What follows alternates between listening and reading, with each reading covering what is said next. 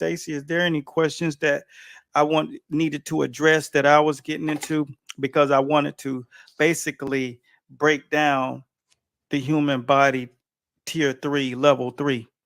Well, yeah, you were kind of speaking about possibly going into overtraining. I know we get a lot of questions about that. We get people in our DMs that they want your opinion always of, is do I need to be doing 2-a-days? Is only training 3 days a week enough? When is it considered overtraining and putting myself on that? It can be sometimes razor blade thin, Yeah. what's going to put them over the edge of putting them in harm's way of injury, which is the last thing you want before you're going into a fight or a competition. Doesn't have to be boxing or MMA, but just in competition or life in general. Yeah. What's too much? What's too much is when you've looked at your regimen, and if you haven't started from the beginning phases, because the beginning phases basically tell you exactly where you need to begin.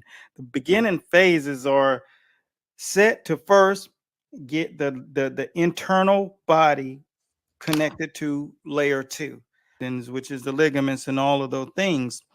Now, the skeletal alignment, that's layer one. That's all about the axis points and things like that. So these things happen in phases. That's how you train the body. You do not try to combust. I see guys do it all the time. They just focus on the muscle training. And so when it's fight night, they're all pumped up, they're gassing out because the muscles sucking all of the oxygen from the body. So no matter if you had a high VO2 max or a low VO2 max, it's almost the same, because on fight night, if you have not conditioned your body right, if you've over abundantly trained in one area instead of the skeletal alignment and developing the openness of the body and the frame, because the frame has to be trained the same amount of time that the exoskeleton needs to be trained. So when you find people doing that, and that's what I see 100%, I don't see people not training that way. I see them concentrated in one area, pounding the muscles, doing cardio and pounding the muscles. And you see every once in a while, you see people getting exposed to yoga. I've been doing yoga with my fighters for 20 years. That's just one facet of it, because you can easily injure yourself in yoga because you have to develop your body for yoga. And people just go into yoga. Doesn't matter if you're experienced or not. If you got a new yoga teacher and they teaching you yoga and you go in there and you're doing it, and all of them work on a different pace. And when they're on a different pace, they're doing their thing. That causes conflict, conflict of interest. And they do it at a pace that you're not ready for. And then tweak, tweak, tweak, hamstring, lower back, shoulder, neck. That's what happens. So you have to realize this: yoga isn't phase one. Yoga is a phase, but it's not at the beginning. Opening the body isn't just going to level 3 yoga. You have to realize how to do this. And now, once you put 3 weeks in the first, this is why you saw the first 4, 5, and 6 weeks, 4, 5, and 6 of that training regimen of 12 peaks. You need to do 1, 2, 3. That's all about opening your body up and getting it and developing it throughout the duration. And then you go into the next layer, which is the muscle, fiber, tendons, ligaments. And then you get in that thing on what we call optimizing the muscle. The muscle optimization system. That's where you get muscles pumping the blood.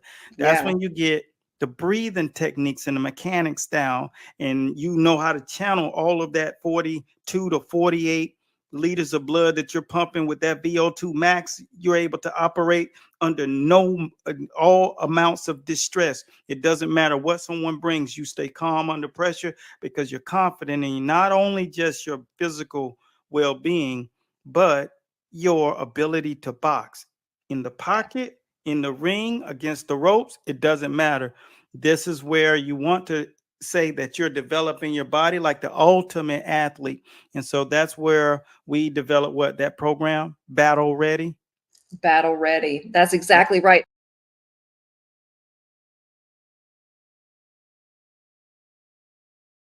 that's all about the axis points and things like that. So these things happen in phases. That's how you train the body. You do not try to combust.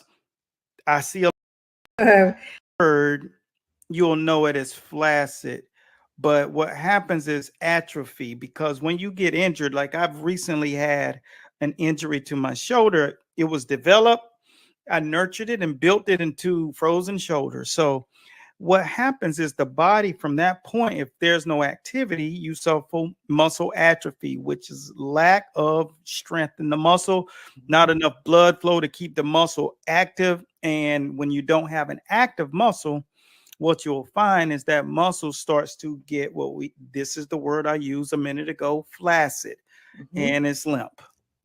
And there's no inertia going on, and meaning that pop that you feel when you hit the bag or miss or someone. And when you're doing these things to get yourself back, here's the method that you take to approach getting yourself back to your higher good. First and foremost, movement. And I use things like rotations, extensions, flexion, shake Mhm. weights, the inertia bar, because what you're doing is tier 3 of the body is internal. You got to get those things there and wake them up and remove scar tissue. And that's where inertia comes into play. You open up the body, the chest, the cavities, the balls, the sockets, the ligaments, tendons, and everything that has an axis point near it. And the axis point is exactly where the body bends at its hemisphere. So the wrist, the fingers, elbow, shoulder, everywhere that there's an axis point, that's a Mhm. place where the body bends. So you have to get those things back in action. One thing that I had to do, I had to make sure that my shoulder would have full range. And so I made sure that I did stimulation. So I used TENS unit. Matter of fact, it's right here. Mhm. A high dial unit, and you'll see the pads that I stick to my shoulder. Yep. Bing. And see, this works on the second layer. So we're talking the muscles and the tendons. Now, I also have an ultrasound that goes further down. It Mhm. goes 8 inches into the arm, and your arm does go 8 inches deep. If it cuts open, it's like boom, it's like super massive. Why? Because I know, because I was in the medical field, and it didn't make sense to me before that. But now, when you've done thousands of surgeries, you understand that there's a lot more behind the human body than what you see with the naked eye. So, with that being said, our focus, once you get that inertia, you get that thing open, you get the things moving again, and Mhm. open it up. Now you want to do what? You want to create muscle stimulation. And so what we would do is we take you through after you get all the movements there and everything, because if you don't and you start building muscle and the movement isn't as at Mhm. its full capacity, you'll get stiff, you'll be robotic, and that's not good for boxing. So Stacy, what you were going to say is I was going to ask that if you could pop up the kind of calisthenic training regimens that we do. Is called our 12 peaks.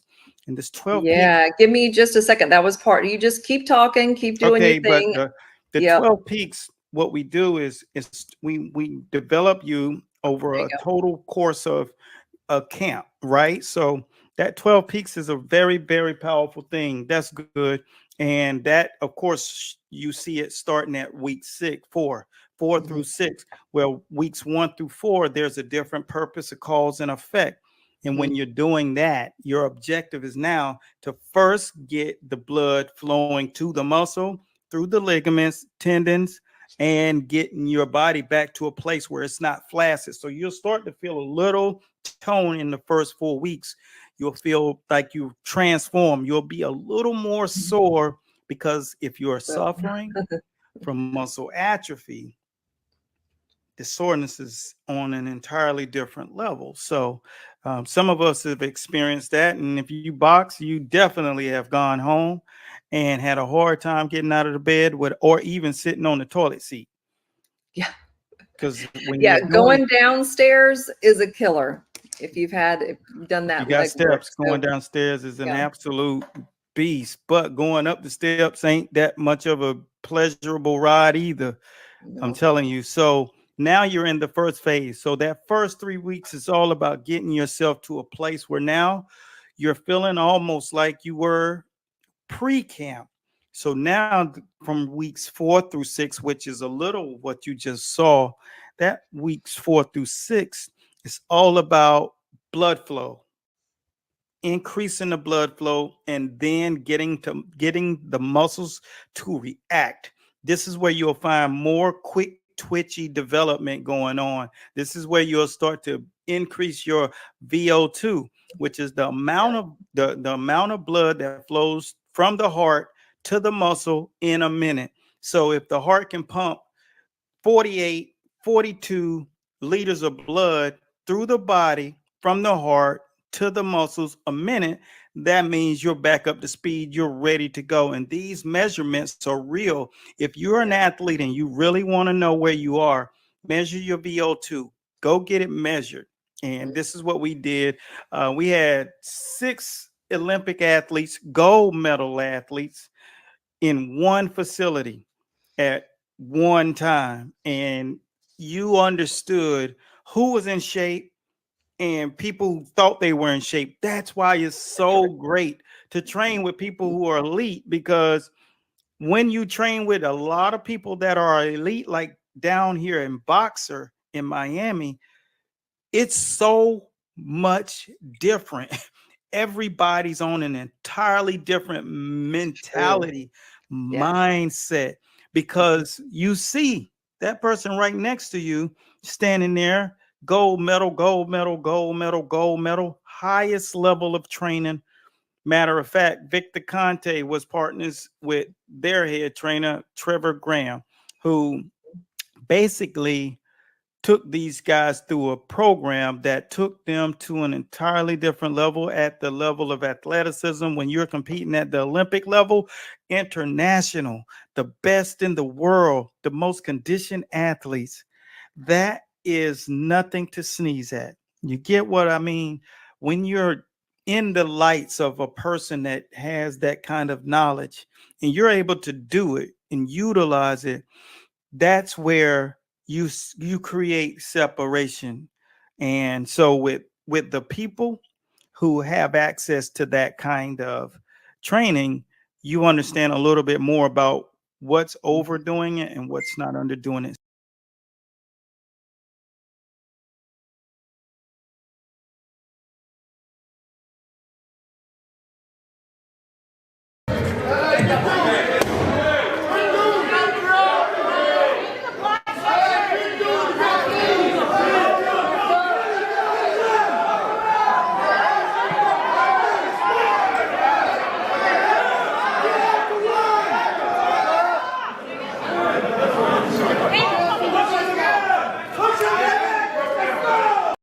Between a prize fighter and a professional boxer. You see, when you see a prize fighter, that's a person that has crafted and mastered the art of fighting for a prize. People like Devin Haney, Shakur Stevenson, Floyd Mayweather. See, these are professional boxers. They take boxing that you learn from the amateurs and they transition it into the pros, and they stay in that lane. They never become fighters. Fighters grind, they exchange, it gets grueling, but when you're a professional boxer, you use all of the tactics to prevent from getting hit and throw punches when it's necessary. What you guys are typically looking at is prize fighting. They never change their language, they never change their algorithm, they stick to that, and that's why it's hard to beat these kind of guys. Plus, the number one tool that separates anyone who tries to be like this is the boxing mechanics. Everybody can try to box, but it's those who have boxing mechanics that rise and reign supreme. A fighter bully you unless you know how to fight. Not once, not twice, but 3 times this kid came into my gym and he was knocked down. So I said, let me teach you the peekaboo. He was having some success, but then the guys who had more experience were still wiping the floor with him. He just kind of needed to know how to counter. So we taught him the Philly shell. Put the shell with the peekaboo, boom, boom, boom, boom. Weeks later, nobody could get with him. We went to a competition, true story. The opposing gym put their best guy in on him. He didn't even have an experience. And when he got in the ring, he took that guy out and not only won the fight, but knocked him out. He understood one thing. I'm not gonna let this guy bully me. So when I put the Peekaboo with the Philly shell, it gave my guy options. So don't be careful how you say that. And I say it to anybody that's out there. If you don't want to get bullied in the ring, learn the styles, because Peekaboo is fighting off your front foot. In the Philly shell, you're fighting off your back foot. And now you can counter and set them up. That was the difference. That's how you become a legend. Do it all the time. They just focus on the muscle training. And so when it's fight night, they're all pumped up, they're gassing out because the muscles sucking all of the oxygen from the body. So no matter if you had a high VO2 max or a low VO2 max, it's almost the same, because on fight night, if you have the number one reason that these fighters get blown away in one-sided type fights is because they don't know what they were looking at. When they're doing their film studies, they're basically looking at the skills. But two components that they have not considered is that there's skills and then there's boxing mechanics. And the boxing mechanics is all about the method of execution, the variation. It's not about depicting the skill, it's understanding what body mechanics or the boxing mechanics that this athlete has. And there are only few people in history that have that unique gene. And one that you're looking at right now, that's one of them. You got to look at it a lot deeper. This is why these coaches are getting it wrong. And then you're seeing one-sided fights when it's supposed to be a competitive boxing match. They simply don't know what they're looking at. There are levels to boxing. And this was an example. You got to get educated in boxing. It's one of the few sports that'll tell the truth about you. The number one reason that these fighters get blown away in one-sided type fights is because they don't know what they were looking at. When they're doing their film studies, they're basically looking at the skills. But two components that they have not considered is that there's skills and then there's boxing mechanics. And the boxing mechanics is all about the method of execution, the variation. Share with you the number one flaw that I see on a consistent basis in boxing training today. And I'm going to pull from this 52 weeks skills training guide. And what we're going to do is start off with the jab. What I see right is good foot placement, good hand positioning, and turning the punches over properly. What I don't see is when they bend their knees, they're not sitting down in their stances, which is the principle of boxing. Number one rule is build your base, because I think what's going on is people are teaching skills and people are teaching techniques, but they're lacking the principles. In this 52 weeks training guide, you're not only learning skills, you're learning the principles of boxing. So if you're trying to learn boxing at a high level and reach your full potential, type the word skills and take advantage of this opportunity to learn it on an entirely different level. And remember, you're only as good as your worst technique. So type skills and get started today. And I didn't even mention that the video tutorials also come with this 52 weeks training guide. Type skills and level up. So long.